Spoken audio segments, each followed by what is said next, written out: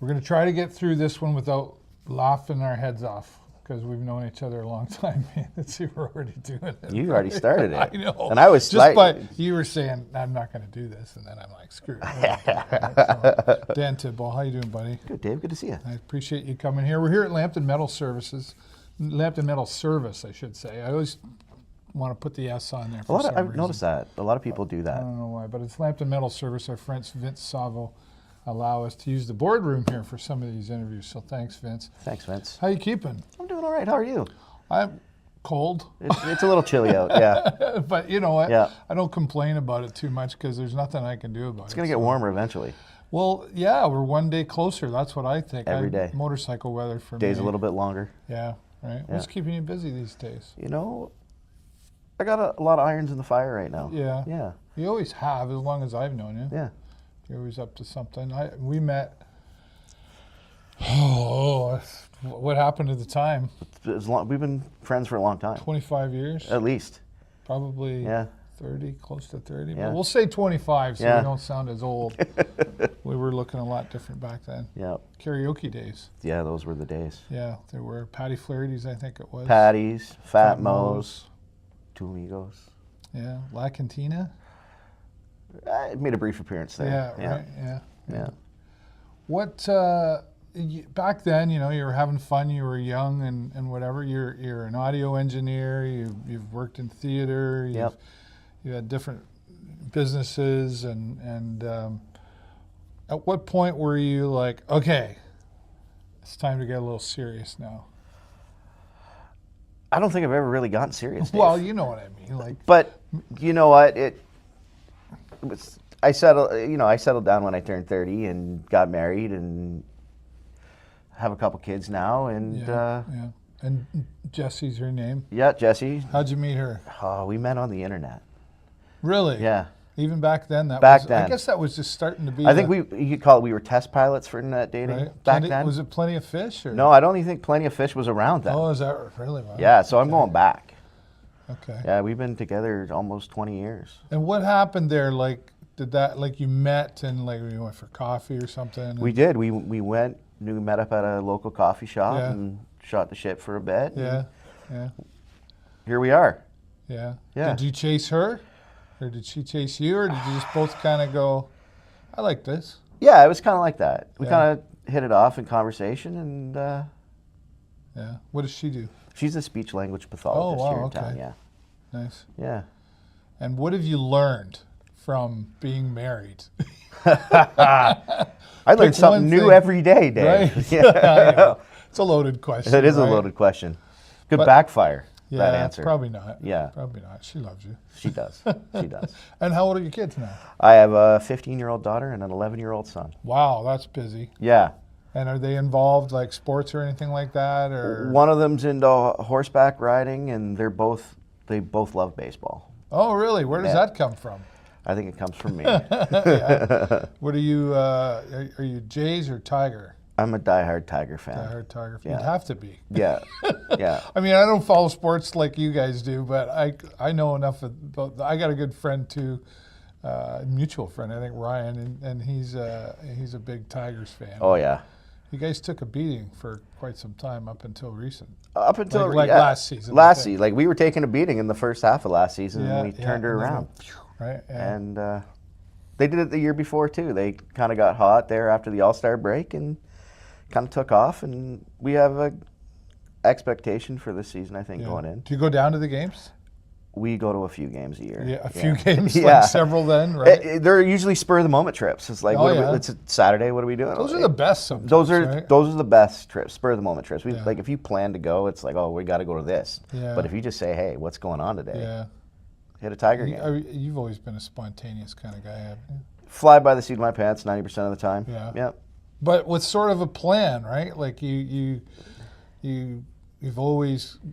I remember when you first started talking about being an audio guy, and then you worked for I think it was down in there was a place here in Sarnia, Evolution. I worked before Evolution.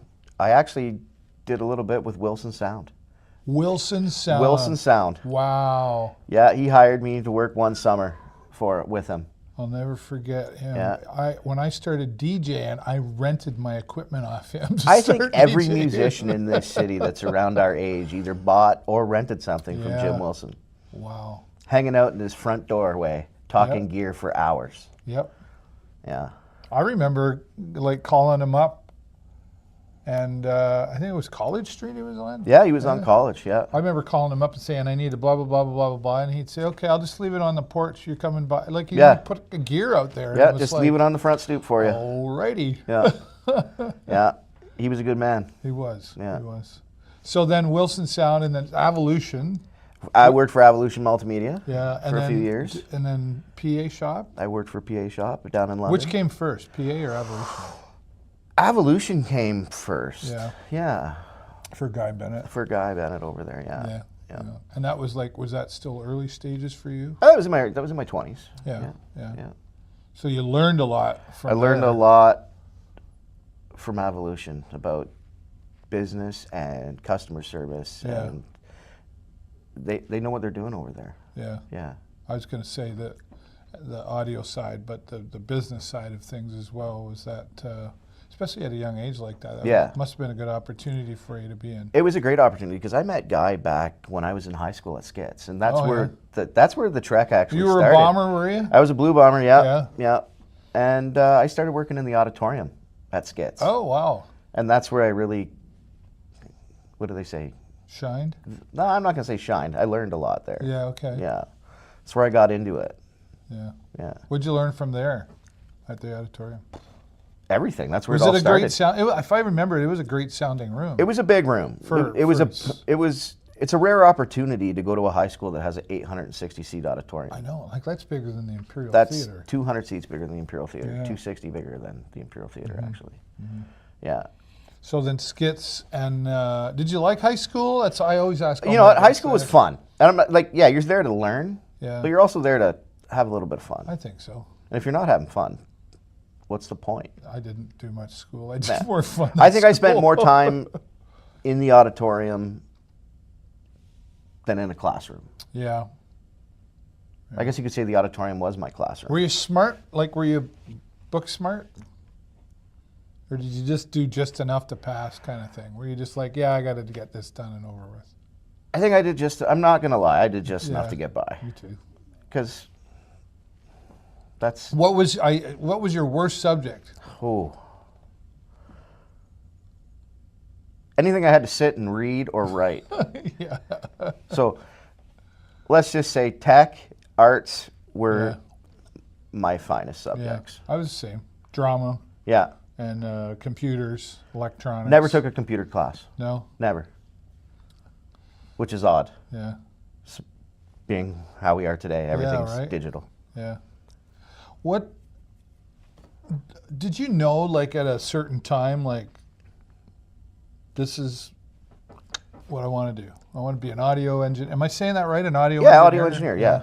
I think so, because I keep reverting back to it. It's something I'm comfortable doing, and it brings me joy. Yeah, because you've had your different moments with it too. If I recall over the years I've known you, like you were, early stages, like 20 years old, like as most 20-year-olds are, got it, I'm excited, and I'm going to change the world type attitude. And then you come into, this industry sucks, and then no, I've had enough, and then I'm going to do it again. Like, it's a really changing industry, like fast changing industry all the time, right? It's all computerized now. Yeah. Like when I started, it was analog. And I still, to this day, people walk up and go, do you know what every single one of those buttons does? Yeah. I do. Yeah. But once you learn one, you know them all. And that's I think that's the fear when most people see what I do. It's just a little overwhelming when you look at it. But once you settle right in, it's second nature. Yeah. A lot of people don't see what the audio engineer actually really does. I mean, I know you're behind this giant board and you got all these buttons and sliders, and that looks cool. But the setup of it is what people don't see. It's the hours of pre-planning. Like the show, when you're sitting there watching the show, that's the easy part. Yeah. The hard part is setting it up, sound checking, and then, you know, you're packing it up and you're throwing it all in the truck and you're done. You lay it out in advance, like you have a blueprint where you're like do you get a napkin out and go, okay? I usually draw every show out. Connected to the. I usually draw a schematic of cable map Yeah. for every show, so I know what's what. And when you go, like when you're on tour, you need to have that documentation readily available because you're not working with your crew half the time. You're working with other people. Oh, right. Yeah. Other people that you haven't met, maybe. A lot of people that I haven't met. Right, and then I would imagine as the lead guy in that audio engineering world, when you're setting up for a festival, and you've done quite a few, balancing personalities. Yes. Yeah. Oh yeah. You can't go to school for that. No. No. You can't. Yeah. Lots of personalities in the entertainment business. Yeah. Did you have to learn patience? Oh, absolutely. Yeah. Because you didn't have it in the beginning, did you? Not a lot of people have patience in the beginning until they get it figured out. I still hardly do sometimes. I think I have teeth marks in my tongue. Right. Dave. Yeah. Right. But that doing that though, like that world, that's a different animal too, right? Yeah. I would imagine you've grown as a person tremendously over the 30 years, 25 years you've been doing it. Yeah, absolutely. It's like when I started, I was a rookie, learning the ropes, and now I feel like I've reached a point where I'm a resource to people outside the industry, and well, you get people that call you now too, right? And ask you to consult, kind of thing. Absolutely. What would you do, Dan? Yeah, there's a lot of that. There's a lot, like there's been a lot of events in the city where I've been brought on as a consultant to help out. You must appreciate that. You must be flattered by that. I am. I wish I had time to help everybody. Yeah. I love helping people. I want to see everything a success. Yeah, that's right. Yeah, I know. And people don't realize, like the price of the ticket and everything all comes from the cost of setting things up, and the musicians got to get paid, the manager's got to get paid, the publicist, the audio guy wouldn't mind getting paid, and then the people who put on, like, there's just so much that goes on. There's a lot of levels. A lot of levels. It takes, some events take years. Yeah. To come to fruition. Can't just throw a stage down there in a park and have a party? I wish it was that easy. I wish it was that easy. There's a lot of paperwork and permits to get to that point. Yeah. And you've learned that side of it all too, I imagine. Like, well, here in the city of Sarnia, like, and different municipalities that you've worked, you'd have to work with the different municipalities. Absolutely, the rules change. It's like industry rules change between venues and municipalities, and there's a lot of different stuff out there that you got to be aware of when you go to a different city. Am I accurate in saying, like, the price of the ticket to go in and see, and we're going to say, and this is probably low, $50 for a ticket. Yep. That'd be a steal right now in this economy. But that ticket's paying for getting the band there. Yeah, you're paying for the venue, you're paying for security, you're paying for the talent, you're paying for production. The washrooms. Everything. Anything that's on that site. So they're not making money off the ticket. No. Yeah. Like, they're making a portion of their money off the ticket. Right. Yeah. Yeah. So it's, I know prices, people who know me probably get tired of it. The prices go up, they don't go down, right? Yeah. The cost of doing things. But coming out of the C word, COVID,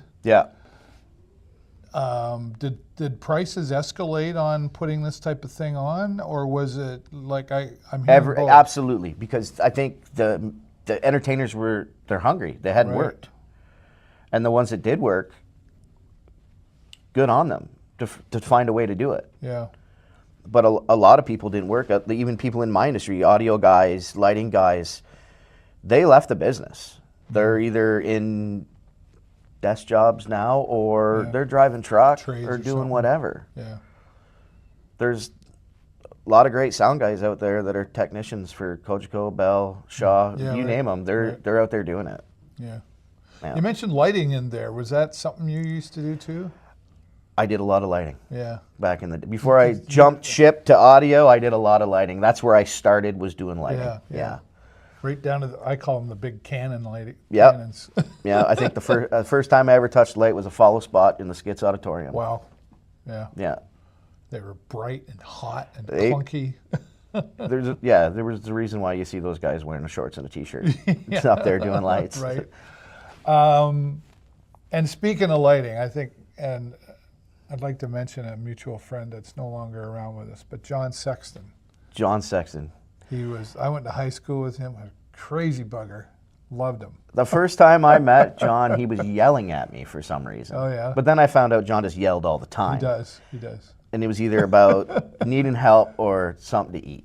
Yeah. That was Something Johnny. to eat. Johnny. That's right. Where's the food? Yeah. But as John and I got to know each other, we come to find out we're distant cousins. Really? Yeah. Oh, I didn't know that. Yeah. Oh. So Johnny and I were family, 17,000 times removed, as we used to say. Oh, yeah, okay. But, yeah, he was my lighting guy in a lot of my shows up until COVID. He came over and he did. He was a different animal, but he was reliable though. Yeah, he did lights at the Campbell Street Station back Yeah. in the day with Brian Mann and all Yeah. those guys. Oh, and wow. then he went out and did lights with Gypsy Rose. Oh, that's right. I forgot about Yeah. that. Oh yeah, he went on the road with that. He went on the road with Gypsy Rose for a while. Yeah. Yeah. He had a car. He had I can't remember. It was Monte Carlo. It was not a Monte Carlo, but it's similar to a Monte Carlo. Yeah. Anyway, he let me drive it one day in high school, and it caught on fire. And You guys just let her burn? Because that'd be typical of Johnny. no, just let her he go. wasn't with me. He Oh, you- loaned me his car. He's like, "Here, take the car." And I'm like, "All right." And I was coming down Murphy Road, and then the hood caught on fire. Anyway, that's another story. But I was so afraid. I'm like, "It's his car. It was his baby, right?" Yeah. And he didn't really say much. He was like, "Well, good for you. I'm putting it out." But then over time, like. He would loan me his car often to go do stuff or whatever, Yeah. and he wouldn't let me forget. Like, don't set it on. Try not to blow it up, Yeah. and stuff. But, Yeah. no, John, he was. Yeah, we had some good times with John. John and Yeah. I used to do pyro for OHL hockey games. See, Pyro and John, it would just scare me. Something about Johnny though, he was the most professional, safest guy. I know. And we used to fire pyro for the Saginaw Spirit Oh, is that right? back when they first became a team. Yeah, cool. After they played their inaugural season in Port Huron, they finally got up to that Saginaw, right? and we got to go with them. Oh, cool. Yeah, Now we miss John. I miss John a lot. Yeah, Yeah. What you've done some pretty cool festivals, like locally too. You're involved in Canada Day. Yep. Yeah. And you've done that for 20 years. Yeah, right. Yeah. What is it about? And you always seem to get excited about Canada Day. I know when I talk to you because I've worked with you on that, and it's like, what is it about the Canada Day that you get really excited about? Canada Day was always a big deal for me and my family. Yeah. My grandfather was a Shriner. Oh. He carried the Canadian flag. Oh, cool. With the Oriental Band. Yeah. He was right there, front and center, front corner. Just carried his Canadian flag. Yeah. But we'd always have big Canada Day parties as a family. Okay. And we still do to this day, but I get to celebrate and help plan the biggest party for the city, and it's fun. And I think that I get a certain amount of joy out of it, just seeing how much fun everybody else is having. Yeah. Yeah, I see you sometimes sitting in your truck looking around going, all right. Taking it all in. Yeah. Just taking it all in. People watching. Yeah. I don't know what that is. It's fun. Me too. Yeah. We share that experience together, and that's always fun. But you talk about family, like mom and dad both still around? Mom and dad are both still around, yep. Okay, and what do they do, or what did they do? My mom is a retired bank manager. Okay. She worked for TD for a lot of years. Oh, wow. My stepfather ran a sign company in Sarnia for over 18 years. Mm-hmm. My dad, he worked at Dow Chemical. Oh, okay. Till the day they closed. Right. And my stepmom, she worked down at Nova. Wow. Yeah. So you still spending time with everybody then? We are all one big happy family. Really? Every birthday, Christmas, Thanksgiving, we're all together. That's great because you know that you separated families and you've got all of them and we're all in one room together. We're all in one room together. How cool is that? It's very cool. That's rare. Yes. Yeah. Was that how were you in the like how old were you when like mom and dad decided? I was 9. Yeah. How did you handle that? It was different. Yeah. We adapted. Yeah. You're 9 and your parents are getting split and you're just like, oh, okay. Yeah. And that was, that was in the late 80s and it was different. Yeah. Yeah. Yeah, because even in the 80s, like I was pretty young too, like 13, my parents split. Yeah. It wasn't normal yet. No, it still like wasn't. Today it's normal. Oh, there's like a lineup at the lawyer's parents office. split? It seems Really? like. Shocker? Yeah. Yeah. So if your parents were together today, you're a rarity. Right? Yeah. But you got through that okay? It took time. Yeah. Do you have brothers and sisters? I have a younger sister and a younger brother. Yeah. Yeah. Yeah. Yeah. And what do they do? My sister's an educational assistant. Okay. And and my brother's a sergeant firefighter. Yeah. Yeah. Yeah. Yeah. And are you close with them? You hang out with them, and same thing. Same thing. We're all together every birthday, every holiday. Yeah, that's we're cool. together. That's cool. Yeah, the kids are all close. Mm-hmm. There's quite a few of them. Yeah. Now. And how are your kids doing? Like, are they, like you said, they're involved in some stuff? They're involved in some stuff. How was COVID? Because they were a little bit younger. Do you know that was 5 years ago it started? Oh, wow. Yeah, I do actually, because my daughter will be 15 here in a few weeks. Well, good luck with that. And she would have been turning 10. Yeah. And she missed turning 10. And then she missed turning 11 and 12. And I don't think she had a friend birthday until she might have been 13. Yeah. And it was tough. And my son, who would have been 6 or 7 when that started, he's at that age where they're developing, right? Yeah. And they're learning cool stuff. Mm-hmm. And I think he missed that opportunity, that development opportunity in the classroom with his friends. Yeah. Being online. Yeah. He says, you ask him what the best part about, the best part about COVID for him was being able to eat peanut butter every day. Yeah. With no, you know what I mean? Right. I like peanut butter. I love peanut butter too, but right? So we could take peanut butter when we went to school. That's right. Yeah. That's right. Yeah. Yeah. Because you're not, I know, so much has changed, right? Yeah. But they're doing good. They're holding their own. They're doing good. They're both, like I said, actively want to play baseball. Yeah. My daughter right now is in a scholarship program to play with, hopefully with a scholarship. Nice. That's cool. And proud dad. Yeah, it's pretty cool. And she rides horses. And she loves it. She's a horseback rider. Giddy up. Yeah. Right on. What are their names? Madison and Hudson. Madison and Hudson. Cool. Yeah. Right on. Yeah.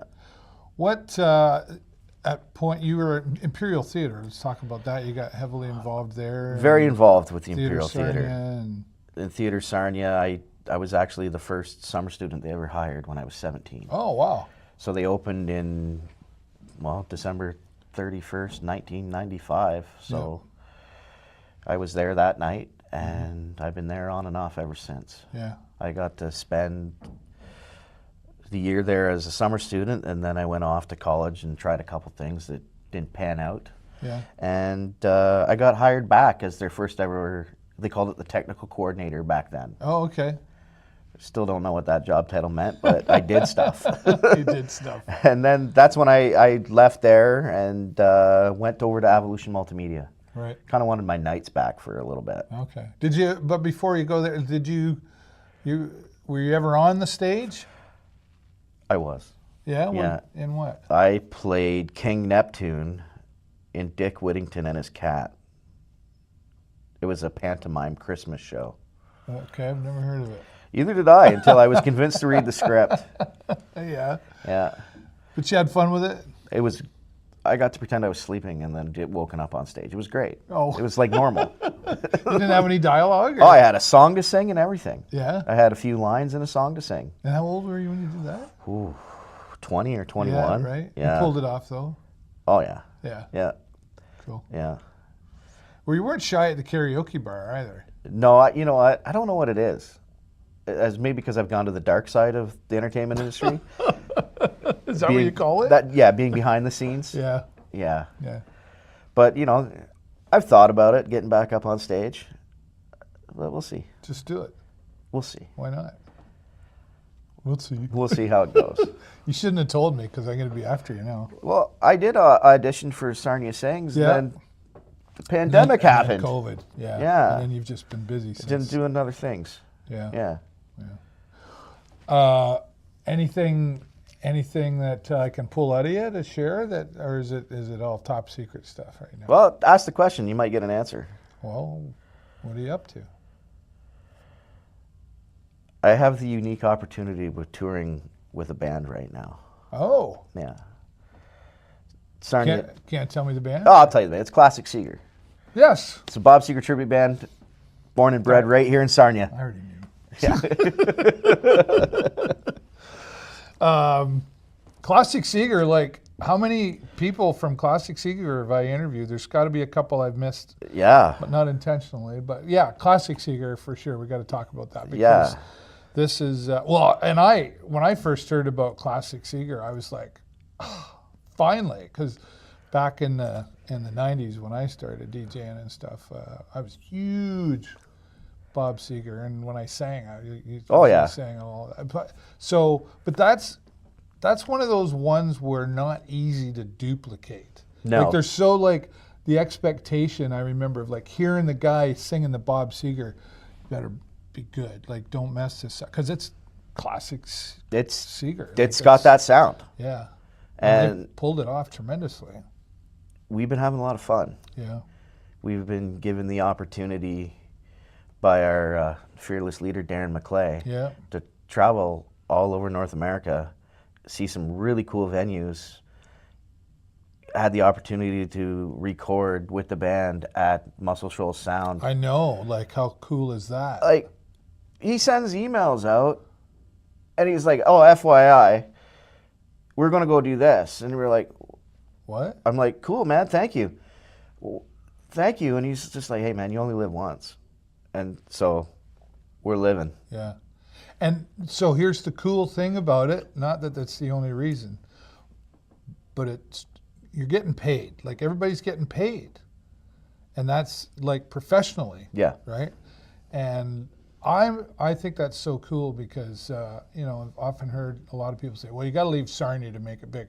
Well, you don't have to leave Sarnia. Maybe you have to travel away from Sarnia. You have to play some shows outside of Sarnia. Yeah, that's, that just makes sense for a lot of businesses. Like we've had the opportunity to play out in California twice. Yeah. Florida a few times. We're going back for our 4th tour down there in late March. I want to come with you. There's always an empty seat, Dave, if you want to come. I got to bring Jennifer too. Oh. Not a boys trip? Maybe. All right. Okay. Yeah, we've been all over. Yeah. Out Eastern Canada. It's been a ride. And when Classic Seger came together, if I recall talking when I spoke with Darren, that it was a few, and then it was just like everybody seemed to click. Yeah. It was like, well, why don't you come in and try? And then some said, I'd like to be a part. And the next thing you know, you got Andrew Brody in there. You got Andrew Brody. Chris Molyneux. Chris Molyneux on the saxophones. And I say saxophones because he plays 3 of them up there. That's crazy. Yeah. And we got Ian McClay on bass, Connor Elnicki on the drums, Liv Gogas, backup vocals, Roberto Gismondi on lead guitar. Right. That guy can shred. Yeah. And you can tell when he's dialed because he does stuff on that stage where you're like, where's he going now? He does multiple genres too, that guy. Like, he can play everything from... Roberto's next. Yeah, Bert, you're up next, and if you don't go, I'll bring you here. Okay. Yeah, because I remember him as like jazz blues. Oh, he plays everything from classical to hard rock. Yeah. Heavy metal even. Yeah. When it clicks like that, because it's rare to get... I mean, you could talk about some big, well-known bands. Absolutely. And it's like they work really hard at it, and then there's other bands that they still work hard, but just a magic happens. Yeah, we could say nothing to each other all day leading up to the show, and then as soon as Brody kicks it into Nutbush city limits. Away we go, and we don't stop. Yeah, yeah. And I always know that when the audience is cheering and I have goosebumps, we're blowing the roof off that place that and night. that's a regular thing from what I see and hear with Classic Seger. They're regularly selling out.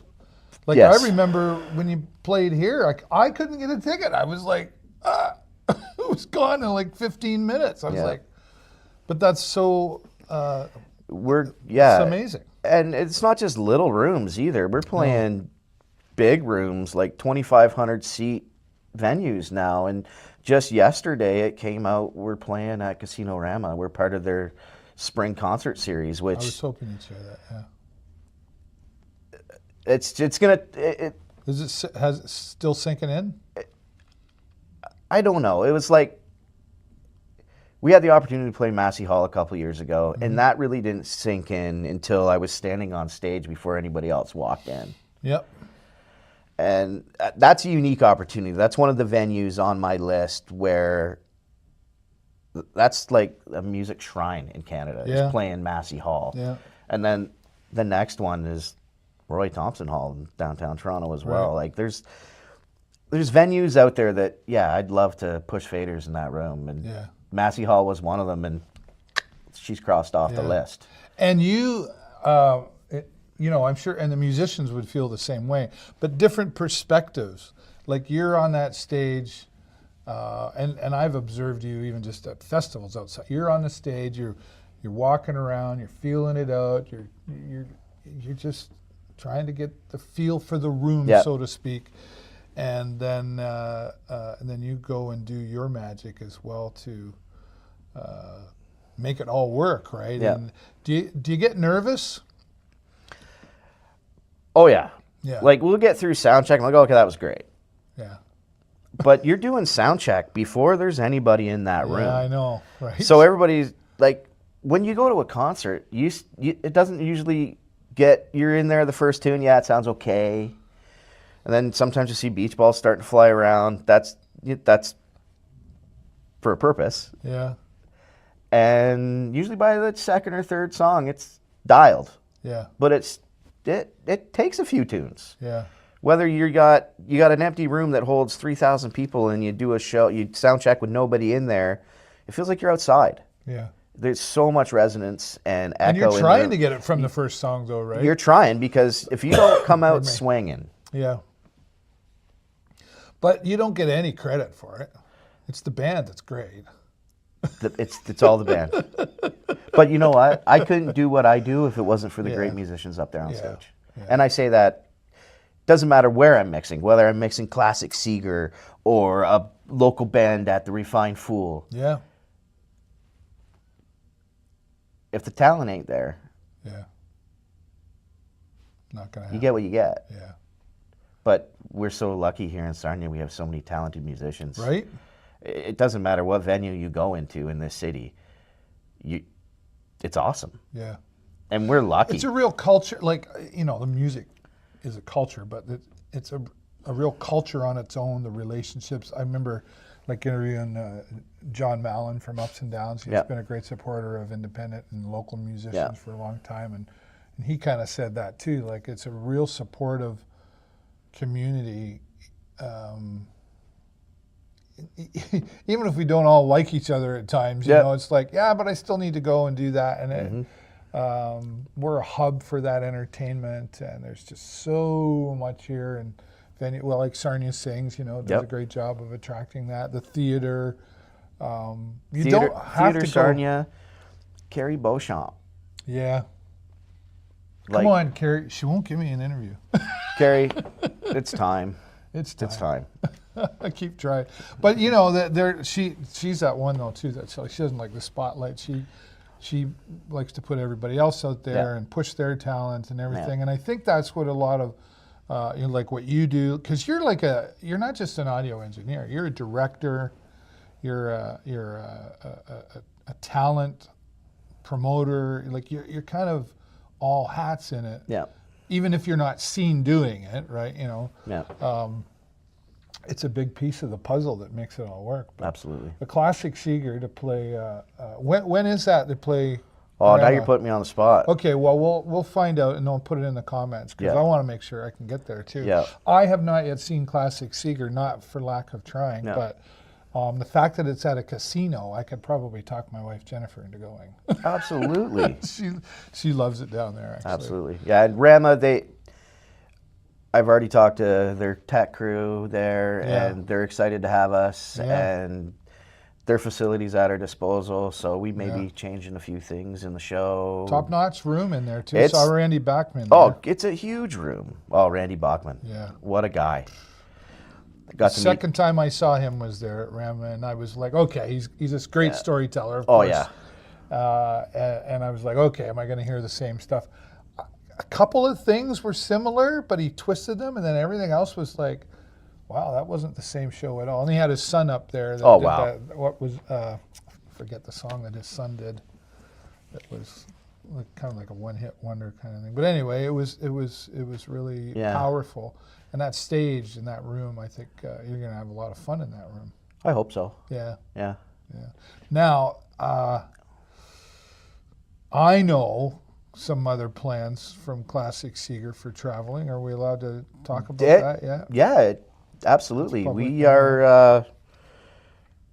We're going to take the trip across the ocean in the fall. Yeah. Good We boy. have 10 or 12 shows booked in and around England, and looks like we have 2 in Ireland. Yeah. So yeah, we're taking the show overseas. Did you want to jump out of your chair when you were saying that, or that's exciting? It's kind of a huge deal. Yeah, it's not kind of. It is a huge deal. I don't know. Tell me anybody else around Sarnia that's pulled that off. I mean, there's a lot of talent out there. Don't get me wrong, but like this to make that happen, and put a lot on Darren for sure to make that happen. But It's that's like wow. Yeah. Guess you don't just pick up the phone and go, "Hey, we're Yeah. Bob Seger tribute band, and we'd like to play in Ireland." yeah.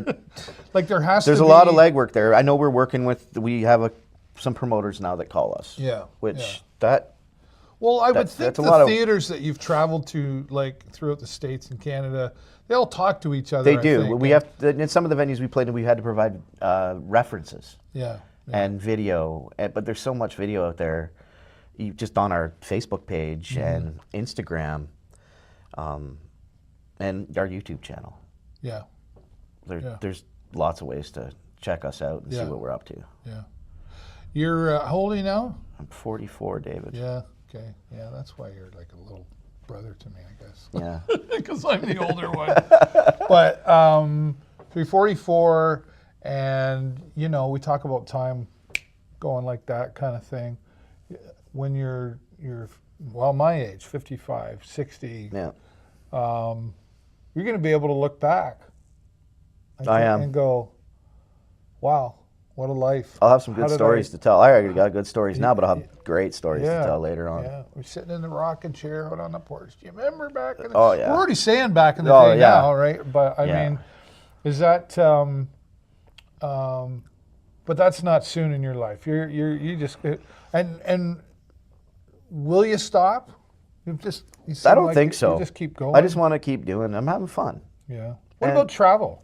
Like outside of the band, like with your family and stuff. And have they come to any of these things with you, or? They got to come on our very first tour to Oh. Florida with Classic Seger, Oh, cool. and they got to experience the road life. Right. Yeah, it's not all fun and games. Right. People think we're out there and partying, and we're not. We're dog tired. Sometimes it's like, oh, we have to go and set up again. Yeah. Like the back-to-back shows get tough on you. And looking at that UK tour, there's Yeah. 4 shows back to back to back to You'll back. be busy. And there's driving. There's a lot of driving. Yeah. Yeah, when we were out east last year, we had an off day in Halifax. That's great out there. It was so foggy, I didn't know the Citadel was across the road. Yeah. Yeah. That's how foggy it was. Yeah, We didn't see yeah. the harbor. No. No, even we were right across the road from But it. friendly out there in the East Coast. Like, wow. Oh yeah, the East Coast is awesome. If you haven't had an opportunity just to go out there, the people are so friendly.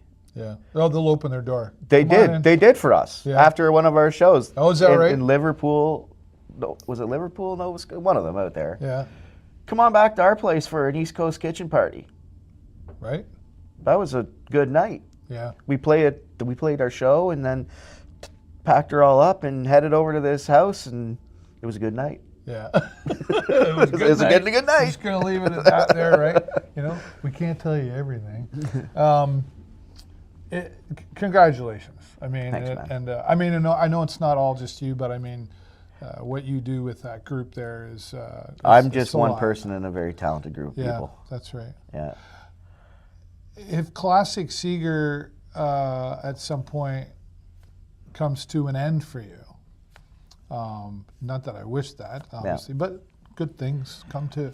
All good things come to an end. Life changes, at some all that, point. and you'll remember it for sure. But is there anything else that you haven't, like one that sticks out for me? I remember a festival that you did at Terry Clark, and you were, if I recall, you were going to do that, and you're like, Terry Clark, I really like her, but you were like, I'm not sure how this is going to go. I kind of remember something like that. And but it turned out great, and it was an awesome experience. That was I've actually worked with Terry multiple times, and the first time I worked with her was at an event that I was managing in Elliott Lake. That's what it was. And it was in the parking lot, and it was called I can't remember. It was Northern Lights or something like that, along that lines, and. Colin James was also on the bill, another one of my favorite Canadian artists. We have another story about that, but anyway. Terry forced me to have my picture taken with her. Oh, yeah? Yeah. And I consider this to be a job, not a... Yeah, you know. You're not big on the picture and thing. I've never gotten my picture taken with an artist before. I just never done it. It's just Yeah. something I don't think about doing. But she said to me, she goes, Dan, you need to do this because we need keepsakes. Right. Everybody needs a keepsake. Because that was before social media, too, Oh, right? way before. And like our cameras and stuff. there was no camera phones. No. It was, and I think it came about because I was taking pictures for the VIP line. Oh, okay. And she's like, Dan, your turn. And I'm like, no. Yeah. Well, I got my picture with Terry. It's hanging on the wall. Cool. Nice lady. Yeah, she's a great person. Yeah. Yeah. So easygoing. Yeah. I wasn't a big country boy back then. I'm still not. But I'm not really a country guy either. But I remember watching her and thinking, oh yeah, she's got a, yeah. You know, she wasn't hard to look at either. No. So, you must have a lot of pictures hanging on a wall. I got a few pictures. Yeah. Yeah. You probably got some that you're not hanging on a wall. There's a few. But most, you know what? Would you ever write a book? Maybe. Yeah. Or, you know. You don't have to wait for anybody to die to write the book. No, you know I don't. I could Not just one tell of the those, stories. I could tell the stories. I don't know why. Between the stories Let's do a podcast. You know what? I was thinking a podcast would be better. 100%. Everybody's doing it. Because I don't think people listen more than they read. Oh, yeah. Like Audible to me is like, it's my van's at Portable University. Like, I constantly use, do it. Yeah. I'll teach you how to do it. You can produce it. I'll produce it. There you go. There you go. I only want 10% royalty. Perfect. Could I have gotten 15? Probably. Oh, damn. The art of the deal, Dave. But the art of the deal. Oh, I know.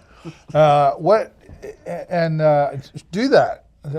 Has that been on your mind to do something like that? You know what? I like talking to people. Yeah, and don't do video because audio is way less trouble to edit. Yeah. You know what? I've always loved radio and morning shows. Yeah. You never know what's going to happen. Yeah. Like I might have a face for radio. You never know. Yep. What? Out of all of this too, like I've seen you grow from afar, like not just as an audio engineer. You weren't always, like when we first met and we connected and became friends, like I really remember being grateful for that because you weren't really like open to having, you didn't have a ton of friends. Like you knew a lot of people you were around, but you were pretty selective. Yeah. And you weren't always as open as you are now, I No. think. And I've seen that grow in you, and that's Yeah. great to see. So through all of this, you've built a ton of relationships. Even just to go back to Classic Seger, everybody you're working with now, Yeah. you've worked with individually before Classic Seger was even a thought. Yeah. So that has to be kind of an extra bonus, if you will, that, wow, I've known that guy and that girl and now it's like I got them all on stage and we're Yeah. having a great time. And Yeah. is that accurate to say? Yes. Yeah. Yeah. Very selective in who I let in. Yeah. Yeah. It's not a bad thing. No. It's not a bad thing. Yeah. But I've also grown up with the idea of never burn a bridge. Mm-hmm. Because you never know. Yeah. You might need that person again someday. Well, or just in general, it's the good thing to do. Or they might need you. Well, right. And, well, small town too, really. But Yeah. like I was doing a thing the other night and somebody said to me, oh, your name came up at a blah, blah, blah. And I always laugh and say, oh, how'd that go? You know, but they're like, no, you did this thing and you let them and you interviewed them or you did like something happens. And they came home and their mom is somebody I work with and they told me that you said, and I was like, oh, wow. So be careful, right? Yeah. You know, how are we doing? And I don't want to go down any rabbit holes. This is another one I always like to ask, but how are we doing as a society, as a Canadian, as a Sarnian, however you want to look at, like there's always some crap going on, but I mean, in 1972, there was crap going on. It just looked a little different. Yeah. Are we going to be okay? I'm going to say I don't know. Yeah. There's a lot going on right now with everything. What about, I want to talk about mental health, because I know that's something that you've dealt with, and we all have, and we've had extensive conversations about it. What did you do?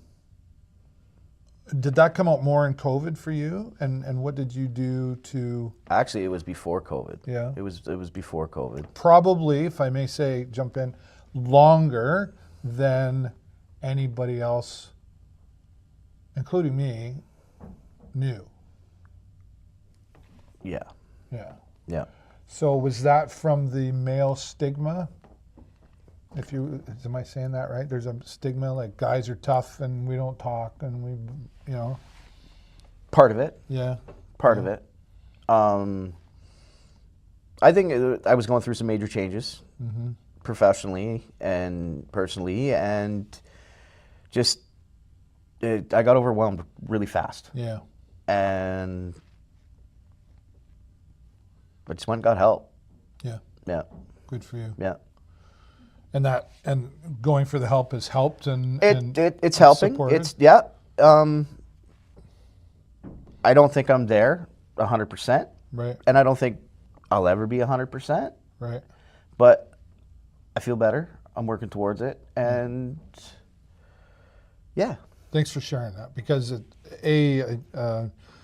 well, you and I have talked about it, and there's some other mutual friends we have, and some friends of mine that are counselors, and they're like, we don't get the guys talking enough about it, right? You know, and I think we're getting there, but we're getting there, but a long way to go. Lots of work needs. I think as long as you keep talking about it, it's going to be there. But if you're struggling, you need to reach out. Yeah. Like, even if you don't know me, I'll talk to you. Yep. I don't care. Yep. Come talk to me. Just talk to somebody. Yeah. Yeah, that's what I Don't agree. hold it in. Just talk to somebody. Yeah. I even used to tell my kids, like, you know, talk to me, I'll help you. Yeah. If you don't want to talk to me, talk to somebody. Yeah. Like I said to my kids, I said, if you don't want to talk to me, go talk to Uncle Johnny. Go talk to somebody you Go trust. call one of your aunts or uncles. Yeah. They'll talk to you. Yeah. And they don't have to tell me everything. No. They'll tell me maybe what I need to know, but I don't need to know. Yeah, no, good for you. Yeah. And because I appreciate you sharing that, because I think anybody who knows you would look at you, as I always have, as a pretty confident guy. You know, like, oh, he's up there singing karaoke, he's doing this, he must be just, he's got it all going on, and you do in the sense, right? And then it's like, yeah, but there's this other thing there too that you're dealing with. So good for you. Keep at it. Thanks, man. What's the other cliche question is, is there a bucket list aside from the places you're going to audio engineer, but like I always say, like, are you jumping out of airplanes anytime soon, or? I would jump out of an airplane. Would you? Oh yeah. All right. Yeah. Well, good for you. Yeah. It's something I've wanted to do. I'm not sure Jennifer wants to, I don't think she's okay with that. I don't think Jesse'd be okay with it either, but. No. So, well, we'll go do it together, and we won't tell them. Never. Never. Marriage has been good for you too, right? I mean, I know you got to say that. No, but it really has been good for you as well, right? It's grounded me. Yeah. Yeah. Yeah, you've learned a lot. Yeah. Who's the boss? The kids. Yeah. The kids are the boss. It's a good thing they're not gonna watch this, are they? I hope they do. Yeah. I'll sign an autograph. There you go. But is there that thing that you haven't done yet? I'd like to jump in the truck and pull an RV. Yeah. And where we end up, we end up. Yeah. Because you guys do camp, don't you? We do have a camper, and we have it parked at a park here just outside of town, and we love it. It's just a little escape. Yeah. We have a cottage. My parents have a cottage in Northern Ontario. We get up there sometimes. Cool. And the outdoors we love it. Yeah. Yeah. Yeah. Yeah. You've had a lot of experiences, you multiple businesses, but you keep coming back to the audio. Like, I think it's. I've seen you step away from it and then come back, like away and back. Like, you always seem to just come back to that thing. What is it about it? Pardon me. I love music, and I don't. Yeah. It's like everybody asks, "What's your favorite kind of music?" And I'm like, You're eclectic, though. I like a lot of stuff, like big band music from the 30s and 40s. Right? I love that music. I know. It's amazing. Motown, Powerful. blues, jazz. A little bit of hip hop in there. You know what? A little bit of hip A hop. little bit of Biggie. Biggie, little bit of Eminem Jay, right now. That's because that's what's being played over and over again at my house is Eminem. I love Eminem. Yeah. There was a moment I didn't like him though. Like, there was that original Eminem, and then he came out with some stuff, and I was like, "What are you doing?" And then he did it again, and then but now he's Look Who's Back, Shady's Back, and all that stuff, and stirred the pot up again. Another good one. I like Kid Rock. I love Kid Rock. You know what? I've never not liked him. Yeah. He's an original for sure. Yeah. We'll talk about another local festival. One of the Kid Rock played Bayfest. Yep.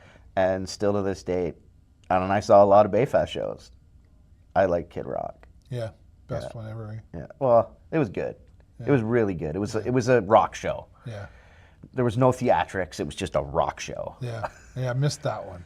Yeah. But I heard it outside the fence. Yeah. Yeah. Yeah. Did you ever people must think you get to meet all these stars all the time, but you really, you're busy. You don't always. But is there one that you got to meet that you were starstruck?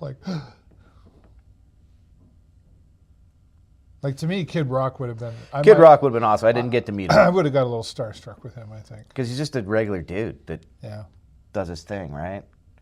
I bumped into Bon Jovi, but I didn't. I was like, oh yeah. I did Trust Spot for his show in Sarnia. Yeah. Yeah. Sat in the roof of that Bayfest stage for 2 hours. Wow. Yeah. Trust Spot. What? So there was spotlights that shone down on the back of the performers. So they had a light on the front, spotlight on the front and on the back. So it didn't matter which way they turned, they were still in the light. Right, right. So yeah, I got the opportunity to light Bon Jovi. That's funny. Yeah. Nobody else can say that. Nobody else can say that. I'm going to say, you know what? Randy Bachman. Yeah. I haven't met him. I got There's a guy I'd love to interview, right? He would be. I'd need 4 hours. When I was at the with him. Imperial Theater, he rented the theater for 3 days to rehearse, and then we got him to play 2 shows that sold out. Yeah. And getting to spend 3 days with Randy was fun. It's frickin' cool is what it is. And to see him walk off the stage and go back to the soundboard and talk to the engineer and say, this is what I'm thinking, this is how I want my music to sound, was cool. Yeah. A cool experience to listen to him. Yeah. And learn from him. And learn from how he hears things. Mm-hmm. And there's a lot, like doing sound now, there's a lot of emphasis on plugins and all these digital things. Yeah. Yeah. I don't use those No. as often as most people think. Yeah. I've learned a lot over the years of some of these old guys, old rockers, let's call them that, of how sound should be from the 60s and 70s. And they didn't have a lot of that, I'm going to say crap, that we have now. It's not crap, I'm just using it as a word. No, I know what you mean. But they can push it. It's push a button. Yeah, they can push a button and yeah. it changes things instantly. And I don't, like, is it necessary? Yeah, I don't know. You taught me a lot with karaoke. I mean, certainly not to the level you are, but there was still, like, I was always on top of the sound. I needed it to be right. And I learned a few things, like people would sing Elvis and they go, give me some echo. And I'm like, Elvis didn't use echo. No, he didn't. That was his voice. Yeah. Yeah. Right? Yeah. He made the vibrato come in Yeah. and all that sort of stuff. Elvis was a singer. And it was at Patty Flaherty's when we did karaoke there, and I remember you saying, just take all the effects completely off and just play with the EQ on the microphone. Yep. And when I did that, I was like, why didn't I learn that sooner, right? It was so natural. So, yeah. Yeah. You've taught a lot of people a lot of things, me included, and you're a family guy, and you're doing your thing, and I'm just proud of you to see what you've done. I've always thought you would, and there were times I'd be like, oh, let's see how this one's going to work out. I'm not sure, but you always found a way to push it through. So congratulations. Thanks so much for your time here today. Thanks, David. We could keep going. We could. And maybe we will with the new podcast coming out in 2030. When I'm resting. When you're resting. But thanks for watching, everybody. And make sure you click the like, love, and of course the share to share Dan's story and everybody else I have here in the show. But as always, that's all the time I got for you this week. Have a great week and an even better weekend. We'll see you next time right here on the show. Bye for now. Take care.